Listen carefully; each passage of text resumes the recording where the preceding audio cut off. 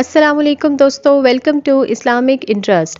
دوستو، قارون کے خزانے کے مطابق آپ نے تاریخی حکایات اور محاورات تو سنے ہوں گے۔ یہ وہی شخص ہے جس کا ذکر اللہ تعالیٰ نے قرآن مجید میں نشان عبرت کے طور پر کیا ہے۔ قارون کا قصہ اسرائیلی اور اسلامی دونوں طرح کی روایتوں میں ملتا ہے۔ یہ بنی اسرائیل کا وہی امیر ترین شخص تھا جس کے خزانے کی کنجیاں 300 اونٹوں اور خچروں پر لادی جاتی تھی اور ہر کنجی چمڑے کی ہوتی تھی جو کہ ایک خزانے کی چابی تھی۔ تاریخ انسانی میں شاید قارون سے زیادہ دولت اور ثروت کسی شخص کو نہیں دی گئی۔ قارون حضرت موسیٰ علیہ السلام کے چچا یسور کا بیٹا تھا۔ وہ نہایت ہی حسین اور خوبصورت آدمی تھا۔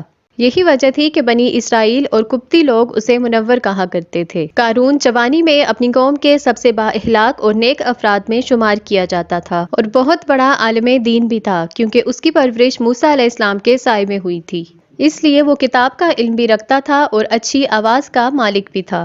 وہ توریت خوبصورت انداز میں تلاوت کیا کرتا تھا۔ یہی وجہ تھی کہ لوگ اس کا بہت ہی ادب و احترام کیا کرتے تھے۔ قارون ابتدا میں حضرت موسیٰ علیہ السلام پر ایمان لے آیا اور جب بنی اسرائیل کو قبطیوں کی غلامی سے نجات ملی تو وہ ان کے ساتھ مصر کو چھوڑ کر سرزمین موعود کی طرف ہجرت کر گیا۔ وہاں اس کے حالات ایک دم سے بدل گئے اور اس کے ہاتھ میں بے شمار دولت آئی۔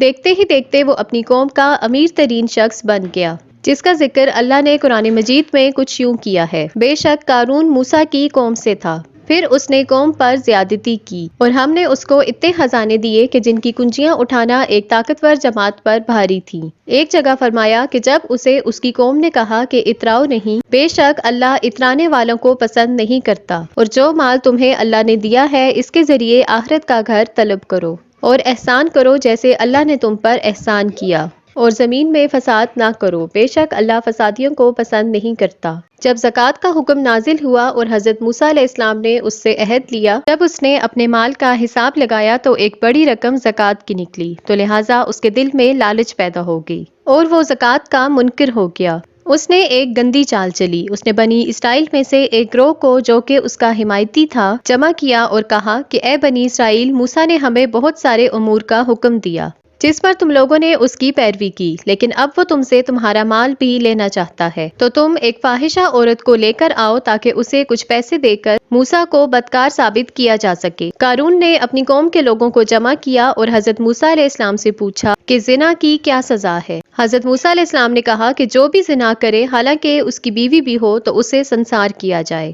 یہاں تک کہ وہ مر جائے۔ قارون نے حضرت موسیٰ علیہ السلام سے کہا حتیٰ کہ یہ کام آپ نے ہی انجام دیا ہو تو بھی؟ تو موسیٰ علیہ السلام نے کہا کہ ہاں، حتیٰ کہ اگر اس کام کو میں بھی انجام دوں تو میرے لیے بھی یہی حکم ہے۔ تو قارون نے کہا کہ بنی اسرائیل یہ گمان کرتے ہیں کہ آپ نے ایک فاحشہ عورت سے زنا کیا ہے۔